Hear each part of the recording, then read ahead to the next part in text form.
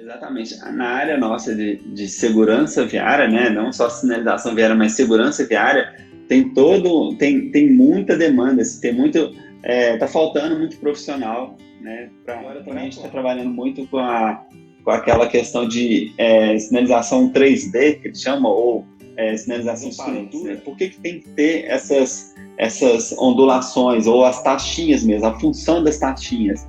A função da taxinha nada mais é, né, fora que até, por exemplo, na indústria, né, eu falei de indústria um pouco aqui, mas assim, indústria na parte de sinalização de segurança de indústria, assim, mineradoras me contratam assim, bastante para a gente fazer toda a segurança viária da aquisição, até mesmo uma auditoria de sinalização, a gente tem que avaliar qual que é.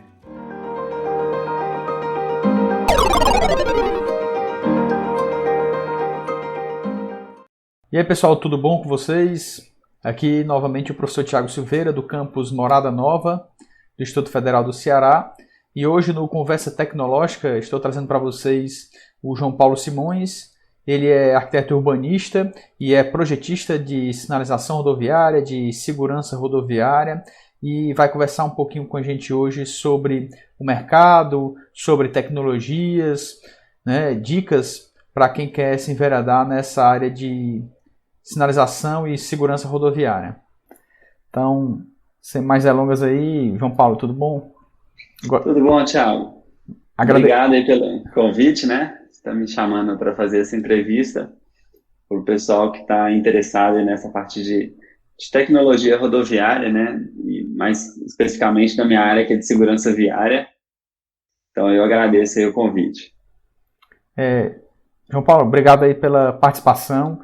E antes da gente começar essa conversa, eu gostaria que você se apresentasse um pouco. Nós estamos no país da carteirada, né? Então, dê aí as suas credenciais, fale da sua formação aí e um pouco da sua carreira também. Então, como você falou, eu sou arquiteto urbanista, mas eu sou também administrador de empresa. Eu comecei a minha carreira aí, né? A minha família sempre teve empresa de sinalização viária, empresa de executora, né, que faz a implantação da sinalização viária. E aí, com 14 anos que eu estava para tomar bomba na escola, o meu pai me falou assim, se você tomar bomba, repetir de ano, né, você vai começar a trabalhar comigo. E aí não deu outra, eu gostava mais de trabalhar do que de estudar, não deu outra, eu acabei começando a trabalhar com ele. Meu primeiro emprego foi fazendo aquelas adesivagens das placas de sinalização. Então, quando eu entrei, bem novinho, comecei a fazer, entrei na plotter de recorte, fazendo aqueles desenhos das placas e tal, e começando a trabalhar na empresa, né, desde cedo. E aí eu fui me encantando por essa área de segurança viária, que é uma área que muito desconhecida, mas só que ela é muito, muito gratificante. Você acaba trabalhando numa área que a gente ajuda a salvar vidas, né? Quando você vai fazer uma sinalização na estrada, a gente acaba salvando vidas. Com certeza. Que algum erro, alguma mudança de geometria, a gente pode, pela sinalização, consertar isso e acabar ajudando na questão a comunicação, da segurança, né? A gente é a comunicação. E aí, por questão de projetos, né, eu comecei a trabalhar com ele nessa parte de execução, né, de fazer placas, fazer serviço, acompanhar a obra. E aí a gente teve uma demanda muito grande, né, de projetista. Não tinha projetista lá na empresa, né, e em lugar nenhum que a gente precisava contratar para fazer esses projetos de sinalização. E aí veio a ideia de eu fazer o curso de arquitetura, né? Eu fiz o curso de arquitetura, e aí buscando para a gente fazer, uma coisa é executar a sinalização, né? Já pega a coisa pronta e vai lá e executa. Outra coisa é planejar a sinalização. E aí quando chegou na parte de planejamento, de elaboração de projeto, eu não tive onde achar manuais, onde achar informações que eu pudesse entender por que aquela letra da placa é daquele tamanho, por que eu uso um tipo de película refletiva, por que eu uso uma microsfera de um jeito, né? Quando a gente está executando, a gente já pega tudo, entre aspas, pronto, e vai lá e executa, né? Aí, quando você vai fazer um projeto, que eu penso que é uma parte mais importante, que você já tem que pensar toda a área da sinalização, né, todo o escopo desde o começo, né, você tem que já entender como é que vai ser pronto, que é o mais difícil. Então, eu tive muita dificuldade de buscar essas informações. Aí, o que eu fiz? Eu fui relendo diversos manuais de sinalização, fui compilando todas as informações, participando de feiras, participando de seminários na parte de infraestrutura urbana, fui entrando em contato com os fornecedores para entender quais são todas as especificações, por que usava um, por que usava outro, e aí eu compilei tudo isso, e hoje eu consigo fazer aí tanto o projeto quanto a execução, né? Pego essa parte da prática e a parte de projeto. E aí eu tento, né, por ter pesquisado isso, e com mais de 16 anos aí no mercado, eu passo eu passo alguns conteúdos que eu sei no meu, acabei criando aí um canal, né, que vocês estão vendo aí, canal Sinalizando, né, que eu criei isso para que as pessoas não tivessem a dificuldade que eu tive de buscar informações nesse ramo de segurança viária, né, porque a segurança viária, ela acaba sendo a última disciplina da obra, né, então já está lá no final, pronto para inaugurar, o asfalto nem curou, e aí precisa fazer a sinalização correndo, e aí a gente sabe que a gente não pode fazer uma pintura com asfalto ainda sem ter a cura correta, porque isso vai dar problema. Mas aí eu tento passar todas essas informações lá nesse canal, né, no meu perfil pessoal do Instagram. Mais para frente eu vou começar a fazer uma coisa maior pelo YouTube, mas por enquanto estou nessa de publicar lá no Instagram, que foi até o nosso caminho, né, que a gente se encontrou, se conheceu por lá. Exatamente.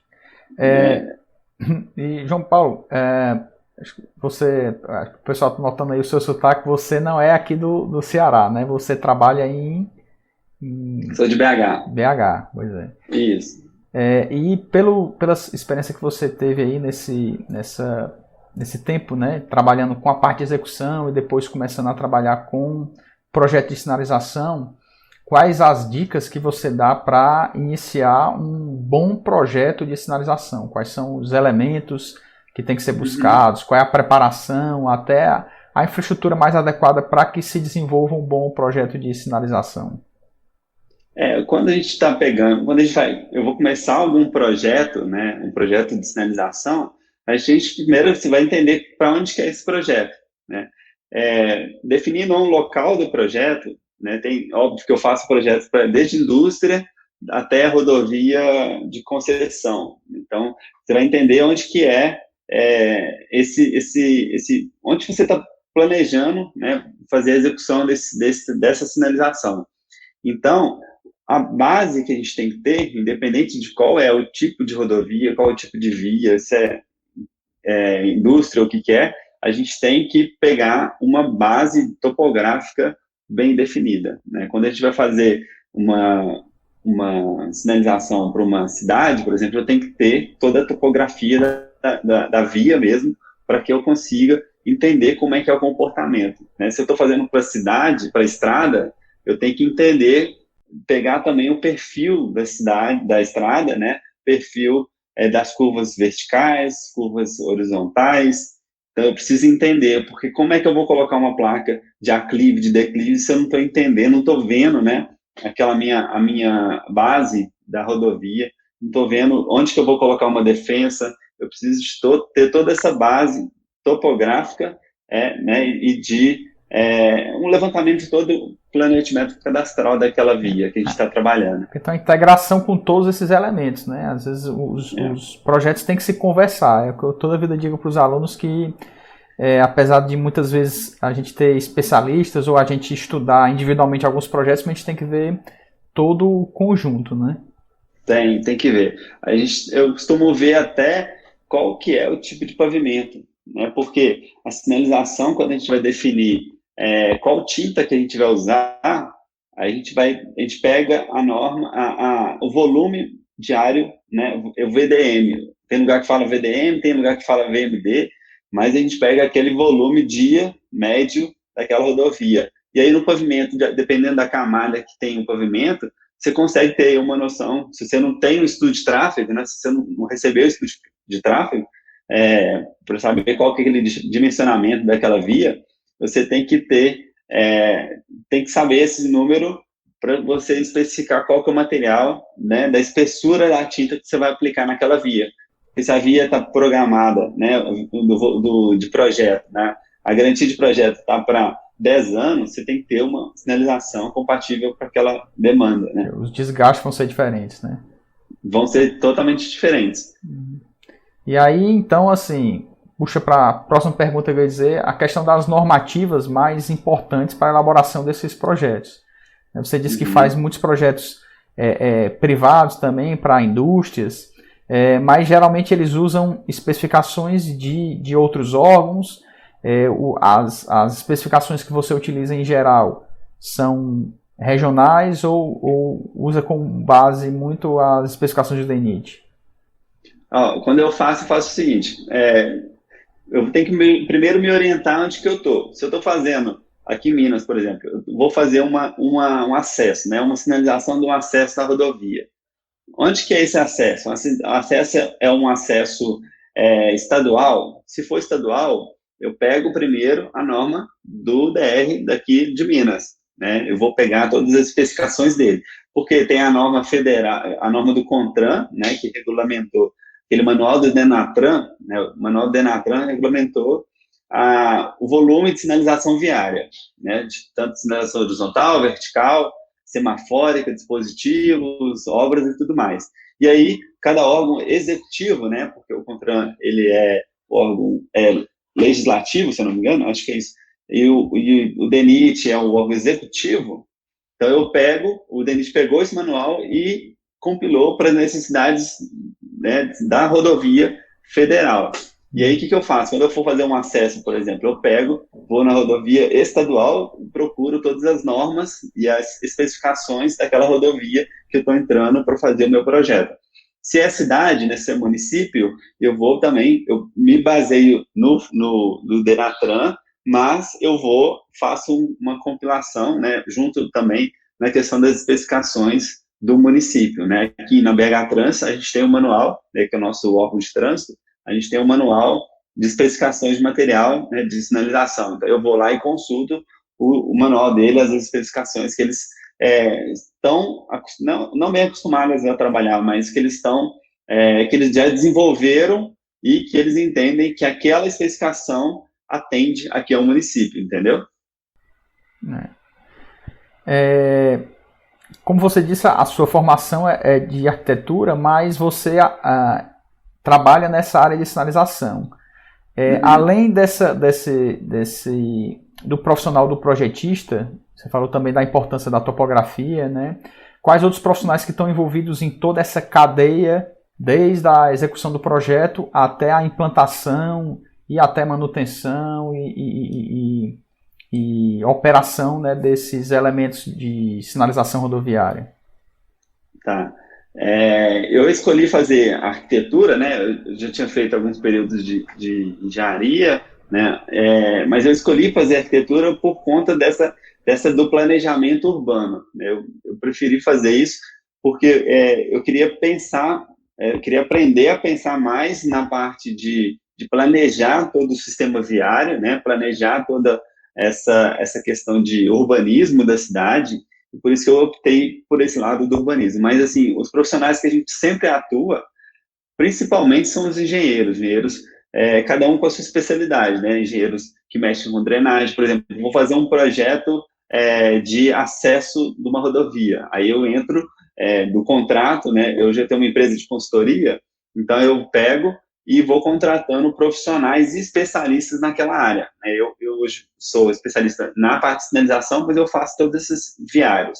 E aí, quando eu vou fazer um projeto mesmo específico, eu vou procurar um profissional específico para aquela área. Então, a gente acaba trabalhando com engenheiro civil, que tem especialização mais na parte de drenagem, pavimentação, todas essas disciplinas relacionadas à nossa parte de infraestrutura urbana. Então, desde arquitetos, que quando a gente vai fazer projetos em conjunto para redesenho de uma via, tá?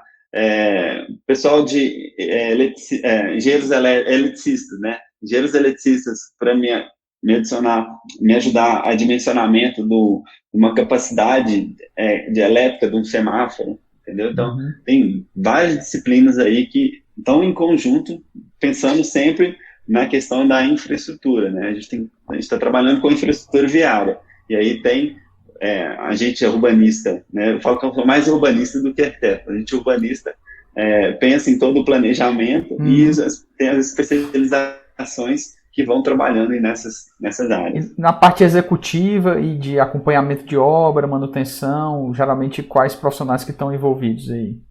Mas é engenharia mesmo. O pessoal da engenharia é o que tem mais contato são com engenheiros, né? Engenheiros civis, que estão especializados nessa parte de estrada, né, de rodovias.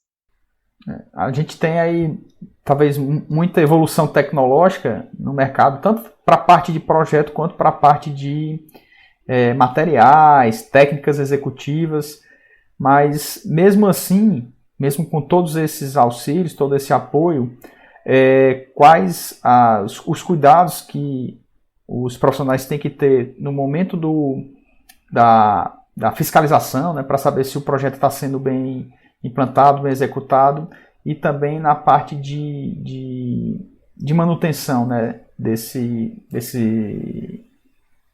elementos. Sinalização, né? Tá? A sinalização, ela tem uma característica assim que poucas pessoas conhecem, você deve conhecer, né? Você estuda sobre isso, mas a sinalização viária, o item mais importante que a gente tem que pensar quando a gente está fazendo uma aplicação, até mesmo uma auditoria de sinalização, a gente tem que avaliar qual que é a retrorefletância daquela faixa, tanto da faixa, né, faixa horizontal, quanto da placa.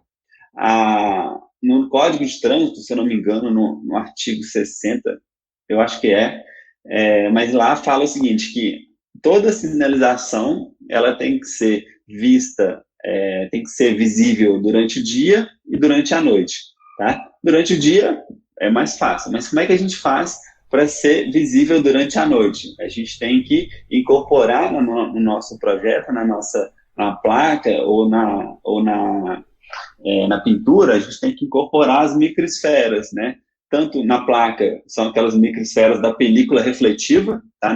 A película refletiva, ela tem microesferas prismáticas, então, quando o farol bate nela, ela vai e retorna no olho, então, esse controle dessa tecnologia de retroreflexão, a gente tem que ter quando a gente vai fazer uma auditoria, né? E o DENIT, quando vai fazer uma verificação do nosso material, da nossa aplicação, ele vai lá com um aparelho, chama retrorefletômetro, ele vai lá e vai medir qual que é o brilho que tem nessa faixa, tanto na faixa horizontal quanto na placa, tá? Sim. E aí, pensando nisso, né, nessa questão de brilho, que a gente tem que ter a pintura e a placa é visível de dia e de noite, a gente tem variações, né, de microesferas, né, dessas microbolinhas, para ter essa mudança, essa retroreflexão do usuário. Então, assim, quando a gente vai entregar uma rodovia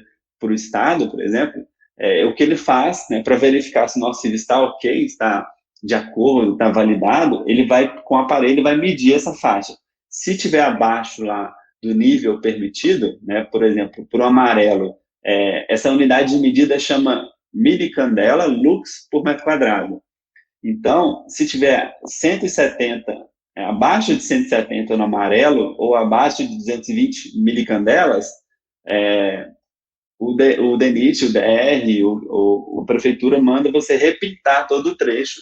Por quê? Porque não atingiu o nível exato de retroreflexão daquela faixa. Então, o controle tecnológico que a gente tem que ter, né, é essa questão de verificação, né, da aplicação desse material. E para projeto, né, o controle tecnológico que a gente tem que ter é colocar, né, tanto as placas com a questão de altura de letra, com dimensionamento, com composição de material, né? Vamos pegar um exemplo. quando você vai fazer um trecho de serra, né, serra que tem muita umidade, né, tem muita neblina, você tem que projetar materiais diferentes no trecho que é urbano, né? Por quê? Porque tem toda a questão de visibilidade. Você pode colocar uma película refletiva que ela é fluorescente nesses trechos, porque a visibilidade não dá 1 metro, né? Não dá 2 metros. Então você tem que pensar em todo o contexto. Então você acaba saindo um pouco fora da parte nossa da engenharia e da arquitetura, assim, e pegar um pouco da percepção do comportamento daquela via, daquele trecho específico. Aquilo que a gente conversou, entender o todo, né, para poder fazer um projeto mais adequado, né? Exatamente. Exatamente. Eu acho que não só na nossa área, mas acho que em todas as áreas a gente tem que entender um pouco do todo. Né? Para não acontecer situações como eu já vi de rodovia com uma placa assim, cuidado, curva da morte. É uma placa... E era uma placa, não era uma placa feita à mão, era uma placa... Né, era uma placa que você via que foi feito com todo cuidado industrializado, né? Todo o processo era uma placa do TENIT, assim, cuidado com o da morte. Olha né? só. Aqui a gente tinha, que não tem mais, é o Viaduto das Almas, né? Então, ainda bem que não tem mais. Mas eles não colocaram o nome lá, Viaduto das Almas. Eu uso sempre esse exemplo para os meus alunos. Eu digo, chega às raízes do absurdo do projeto, tá errado, vê se o risco, o perigo... E a maneira de corrigir, de mitigar, é só botar uma placa lá, perigo, curva da morte, né? É um absurdo, né? É um absurdo. Com todos com as ferramentas que a gente tem hoje, se fosse há muito tempo atrás, né? Muitas décadas atrás, eu até poderia dizer que não se tinha as ferramentas para identificar isso aí. Mas hoje em dia... não existe mais desculpa, né, para você fazer não tem desculpa para ter esse tipo de problema. Você falou aí dessa questão de conferência da qualidade da refletância, né, da sinalização, da retrorefletância. E aí, assim, esse acompanhamento, né, do desgaste que você falou também que ocorre nas esferas, nas microesferas.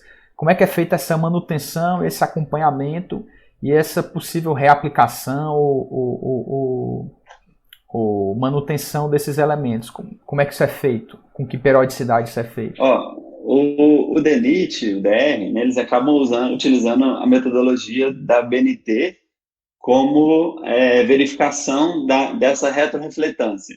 Então, assim, quando a gente está fazendo aplicação, né, tem um que a gente chama de aplicação, tem um método de conferência inicial. O que é isso? Quando a gente faz a aplicação e durante os 30 primeiros dias, a gente tem um nível mais alto que você precisa ter dessa retrorefletância, dos primeiros 30 dias.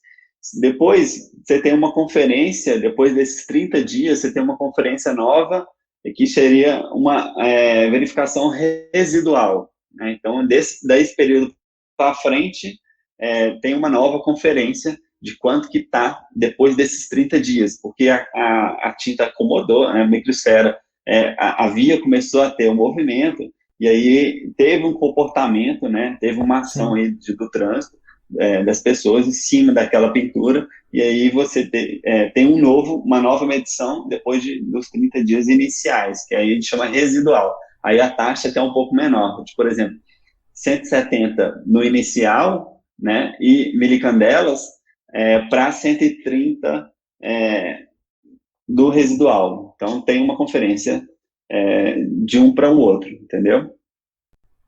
E no caso de necessitar, né, essa reaplicação periódica, né, o procedimento é semelhante ao da execução?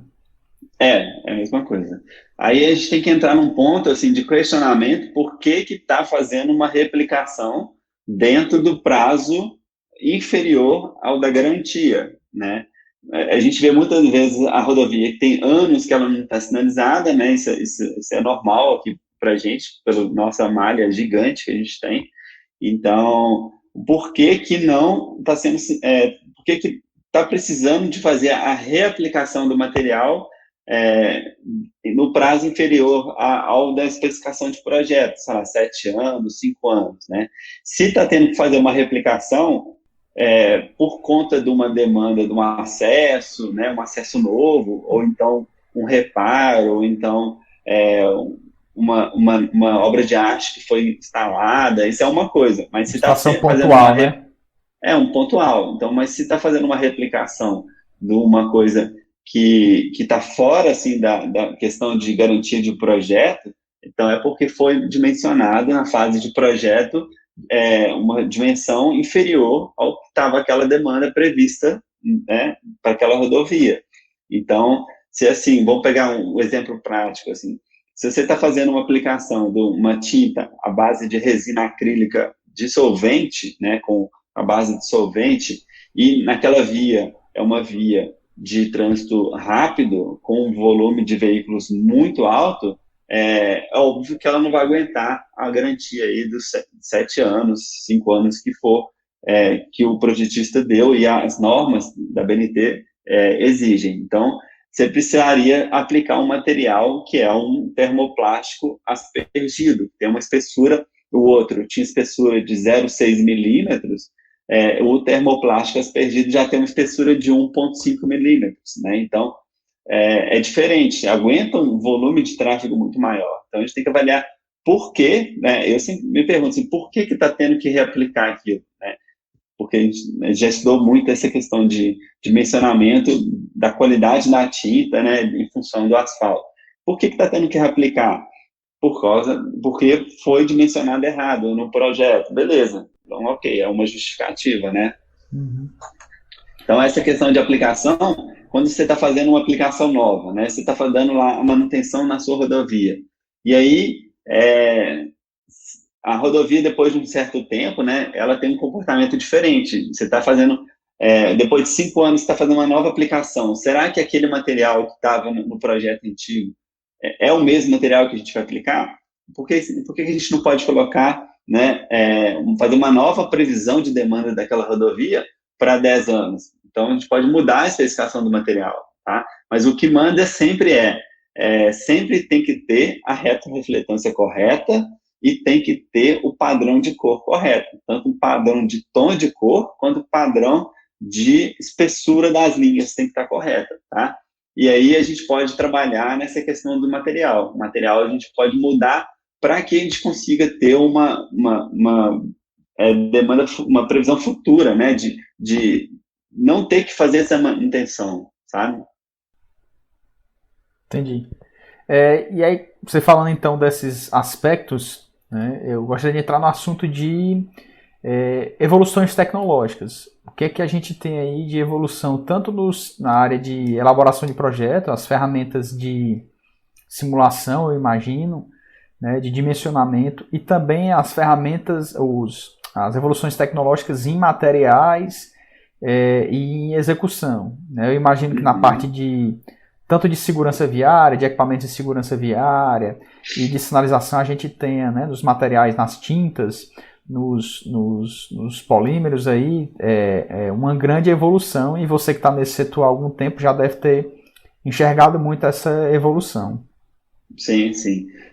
Na questão de aplicação de sinalização horizontal, né, das pinturas, o que a gente tem? A gente está trabalhando muito agora com a questão de plástico a frio, né? Um plástico a frio seria um material metilmetacrilato, ele tem uma resistência muito maior, tá? Então você consegue aplicar o material e a diferença, a questão ele vai danificar bem menos, né? Por conta ele tem uma garantia muito maior, tá?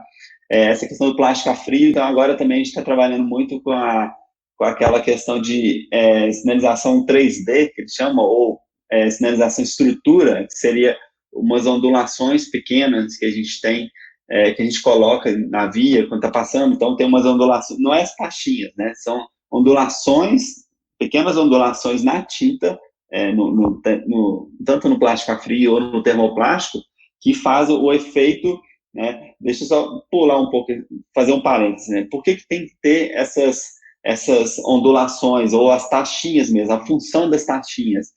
A função da taxinha nada mais é, né, fora a questão do som, né, da percepção do motorista, é para ela, vamos supor assim, a taxinha, o que ele é? Ela tem um elemento refletivo que ela está acima um pouco, né, da questão do asfalto, tá? E quando ela está acima do asfalto, vamos pegar a microesfera aqui da tinta, né? Então, assim, tem uma camada de água, né? Quando cobriu de chuva, tem a camada de água, o que vai acontecer com o farol do carro? Ele vai entrar na camada de água e vai se perder, então ele não vai ter a retrorefletância. E aí a taxinha é justamente para a gente ter o elemento refletivo em cima da camada de água, tá? Então pega e tem esse retrorefletância da taxinha. Para não perder pela refração, né? Exatamente. Porque senão com a camada de água a luz desvia. Se perde, né? Faz o desvio. Então, quando a gente está fazendo essas estruturas, né?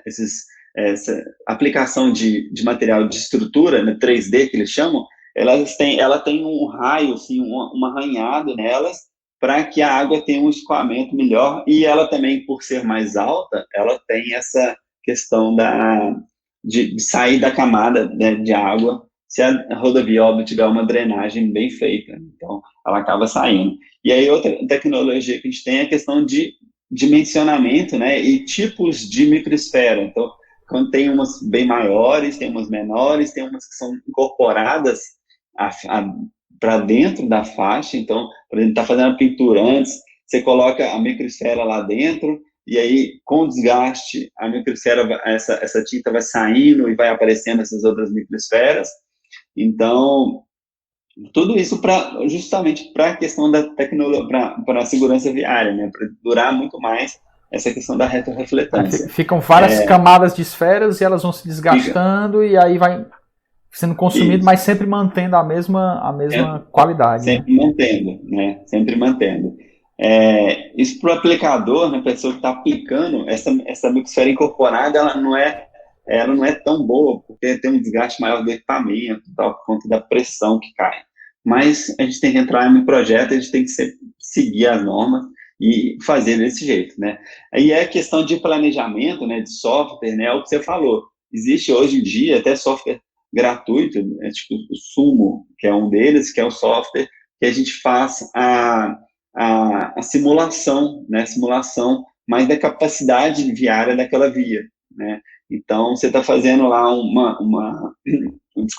semáforo, e aí você precisa ter qual que é a capacidade, né? Quanto de tempo que a gente vai colocar nesse semáforo de acordo com todo o contexto, né, da semana, né? Quanto tempo que você vai colocar. E aí você insere todas essas coletas de contagem de tráfego, contagem e classificação da via, você insere nesse software, e aí, pelos modelos matemáticos lá que a gente tem de dimensionamento de semáforo, ele acaba fazendo tendo uma melhor performance aí quando a gente faz a temporização dos semáforos, tá? Então, esse software de microsimulação, hoje em dia tem maior tecnologia, assim, na questão de redesenho viário ou implantação viária, voltada mais para a questão urbana, né? Então, um redesenho de um trevo, né?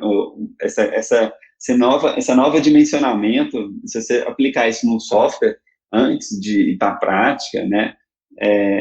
Fica uma implantação muito melhor, entendeu? Mais eficiente, que é o nosso objetivo aqui. Com certeza. E assim, enxergando aí por esse lado, como você falou, até das simulações, das microsimulações e também da sinalização semafórica, que evoluções você enxerga principalmente para esses elementos, né, de interação, de sinalização inteligente, né, de como é que você enxerga o futuro da sinalização rodoviária e até da segurança viária, né? O que é que está sendo, o que é que você está vendo aí nos congressos e né, na ciência de segurança rodoviária? O que eu estou percebendo, assim, para grandes centros, né, essa questão de tecnologia, né, de evolução na questão de dimensionamento real de tempo semafórico, né? Então, assim, aqui em BH a gente já tem isso. Então, tem alguns dispositivos instalados os laços detetores, né? Então, ele faz a recontagem automática dos tempos semafóricos. Isso é uma coisa muito boa. Então, tem ciclos que eles vão de semáforo, né? Que eles vão se alterando de acordo, se atualizando de acordo com a demanda daquela situação, né? Vamos supor, por exemplo, teve um acidente numa via principal, aí teve que fazer um desvio, né? Uma sexta-feira à tarde, né? Quase entrando na hora de rush. Como é que você vai fazer? A cidade para. Então, assim, se tem essas tecnologias de recontagem automática, você consegue ter uma fluidez muito maior, né? Mas é óbvio que são tecnologias muito mais caras e cidades menores ainda não têm condição ainda de aplicar essas tecnologias, mas o futuro que eu vejo é justamente isso, né? A questão de custo é sempre uma questão de tempo, né? Assim, exatamente. Eu lembro quando surgiu aqui em Fortaleza também, era uma complicação, às vezes até uma reclamação, o pessoal dizia que era pior, mas é porque o sistema acho que ainda estava se adaptando, aprendendo, né? E hoje é uma realidade, é o que faz as cidades se desafogarem e ninguém enxerga isso, né? Ninguém... você tem uma ideia, assim, quando eu já instalei muito semáforo em cidades do interior que não tinha nada, aqui em Minas. Então, cidade, assim, o prefeito foi lá e instalou um semáforo, né, na área central, e aí todo mundo foi contra, o pessoal falava assim, não, isso nunca vai dar certo aqui, não sei o quê, uma resistência danada. E aí, 5 anos depois, a gente volta nesse semáforo para dar alguma manutenção, alguma coisa assim, você vê que a pessoa adaptou 100%, não vive mais sem aquele semáforo ali. E não enxerga os benefícios, muitas vezes os acidentes que foram evitados, eles não enxergam, né? Nossa, enxergam, exatamente. Então, assim, eu vejo isso muito na área nossa de sinalização urbana, assim, principalmente. Quando a gente vai aplicar uma mudança, né, quando a gente vai propor uma mudança de trânsito, propor uma mudança de, por exemplo, um binário na cidade, né, tem lá uma via que ela tem 4 tempos de semáforo, e aí a gente, para mudar todo o sistema, para que tenha uma fluidez maior, a gente muda para fazer um binário, né, faz uma via só de um lado e os retornos todos ao contrário. Isso vai dar um tempo maior, né, para o motorista, mas e no geral, no contexto geral, como é que vai ser isso? Né? Então a gente sempre tenta mostrar esse lado, né, que não é só aquela coisa pontual, não é só que você não vai conseguir fazer uma conversão à esquerda, que o problema não é só com você, tem que pensar em todo um conjunto, né? Se você não fizer essa conversão à esquerda, mas que o fluxo virar todo, né, o trânsito ter uma fluidez maior, você vai se beneficiar disso. Então, até a gente tentar botar isso na cabeça, não só da população, mas de quem faz a gestão lá do trânsito, isso é uma luta, assim, diária, sabe? Mas que com o resultado disso, a gente acaba conseguindo, né? Depois que aplica, a gente mostra estudo de caso, mostra resultados da fluidez daquele trânsito, e isso acaba eles acabam aceitando e comprando, entre aspas, né? Comprando a nossa ideia. Beleza. Que é óbvio que é tudo para um benefício, né? Claro, do trânsito, claro. E da segurança. Então, assim, e até já puxando assim para a minha próxima pergunta, como você falou, quais sugestões, dicas você dá para os nossos alunos ou para outras pessoas que estejam desejando entrar nessa área, integrar a área de estudos e execução de projetos de sinalização rodoviária, já que a gente tem a realidade do transporte rodoviário crescendo em muitas cidades do interior e principalmente entre cidades, né? Então, eu imagino que sempre haverá essa demanda, né?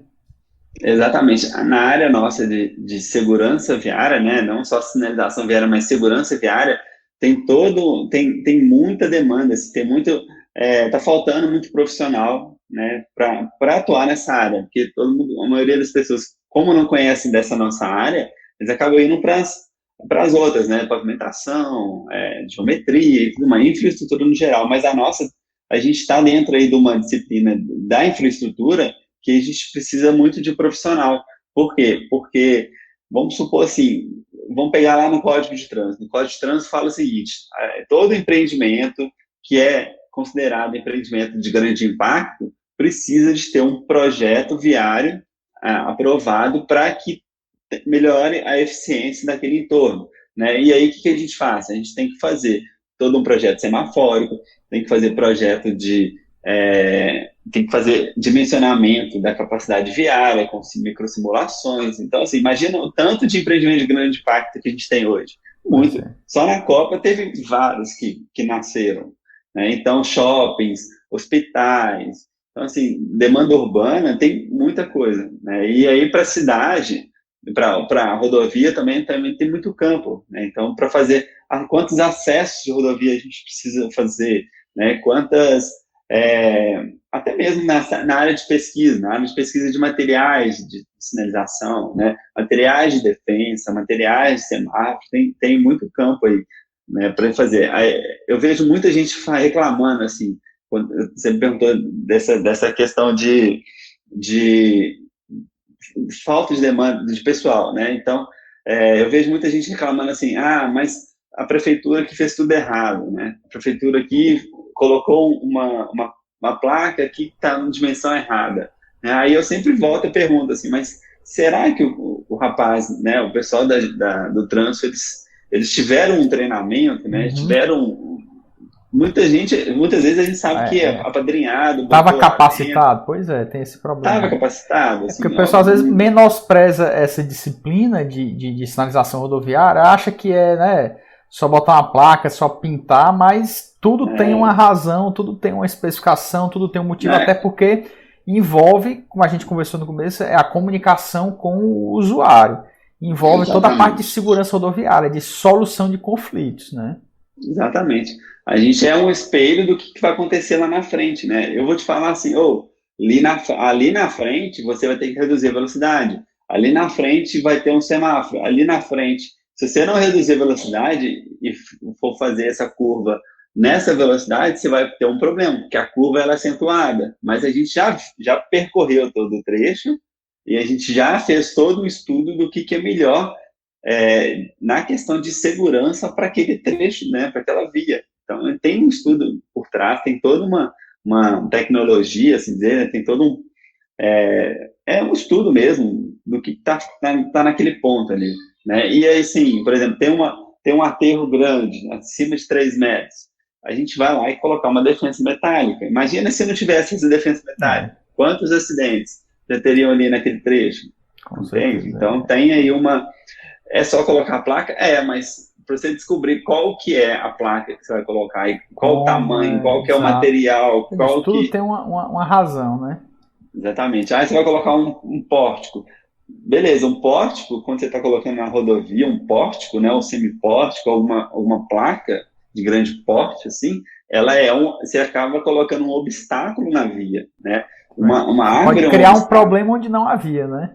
Exatamente. Mas tinha que colocar a placa. Beleza, tem que colocar a placa, tem que colocar uma pré-sinalização, sinalização de confirmação, mas a proteção daquela placa ali, você está colocando ali, você vai colocar uma placa que ela tem um suporte colapsível, que não vai danificar, que o suporte vai cair e não vai danificar o carro, ou você vai fazer um abrigo de defensa metálica, né? Mas qual defensa? Então tem todo um estudo aí que a gente precisa mesmo, e eu tento ajudar o máximo que eu posso ensinando essas coisas, né? Então, estou aqui, a gente está conversando sobre isso.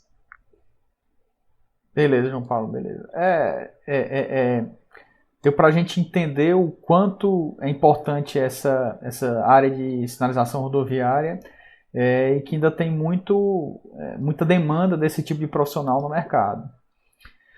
E até, por exemplo, na indústria, né? Eu falei de indústria um pouco aqui, mas assim, indústria na parte de sinalização de segurança de indústria, assim, mineradoras me contratam assim, bastante para a gente fazer toda a segurança viária daqueles. Tá certo que o sistema é o mesmo, né? O sistema rodoviário é o mesmo, mas a gente faz também a sinalização interna de uma mina, faz a sinalização né, de toda uma mineradora. Então tem a parte de concessão também, tem várias coisas que a gente pode atuar, de projeto, tem aeroportos também que dá para atuar com sinalização, tem sinalização específica. Você sabe muito bem, sinalização específica para aeroporto, né? Então, mas tem muito campo assim para a gente atuar, muito mesmo. Beleza, João Paulo. Então,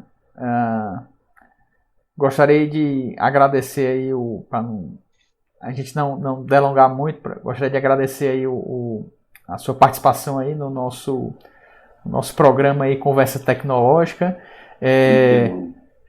E aí eu passo a palavra aí para que você dê os seus recados finais, fale você tem um canal no Instagram, né? Tá aí projetando o canal do YouTube também, tem cursos, treinamentos, então converse aí e dê o seu recado final aí para o pessoal. Não, beleza.